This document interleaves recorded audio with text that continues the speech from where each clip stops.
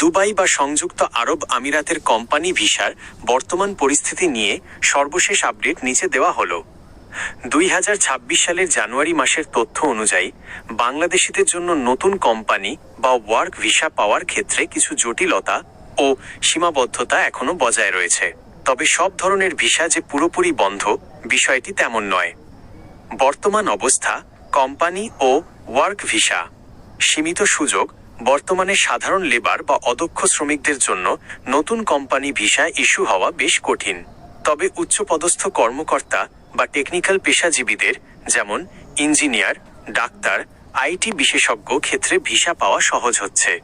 Visa পরিবর্তনের সুযোগ: অনেক বাংলাদেশি বর্তমানে ভিজিট ভিসা নিয়ে দুবাই গিয়ে সেখানে কাজ খুঁজে ভিসা পরিবর্তন, স্ট্যাটাস চেঞ্জ করার চেষ্টা করছেন। যদিও এটি সম্ভব, তবে এটি অত্যন্ত ব্যয়বহুল এবং অনেক ক্ষেত্রে ঝুঁকি থাকে। নিষেধাজ্ঞার গুঞ্জন: 2026 সালের শুরুতে কিছু অসমর্থিত রিপোর্ট ও মিডিয়া বার্তায় বাংলাদেশ সহ কয়েকটি দেশের জন্য নতুন ট্যুরিস্ট ও ওয়ার্ক ভিসা সাময়িকভাবে স্থগিত হওয়ার খবর পাওয়া গেছে। তবে দুবাই সরকার থেকে এখনো কোনো অফিসিয়াল স্থায়ী নিষেধাজ্ঞার ঘোষণা আসেনি। 2. গুরুত্বপূর্ণ বিষয়সমূহ: ড্রাইভিং ও স্পেশাল জব। দুবাইয়ের ট্যাক্সি ড্রাইভার, বাইক রাইডার এবং ডেলিভারি ম্যানের মতো নির্দিষ্ট কিছু সেক্টরে সরকারি কোম্পানিগুলো এখনো সরাসরি ইন্টারভিউর মাধ্যমে লোক নিচ্ছে।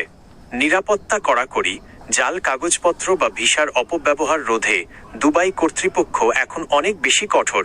সঠিক নথিপত্র না থাকলে আবেদন বাতিল হওয়ার সম্ভাবনা বেশি। 3. ভিসার স্ট্যাটাস চেক করার পদ্ধতি।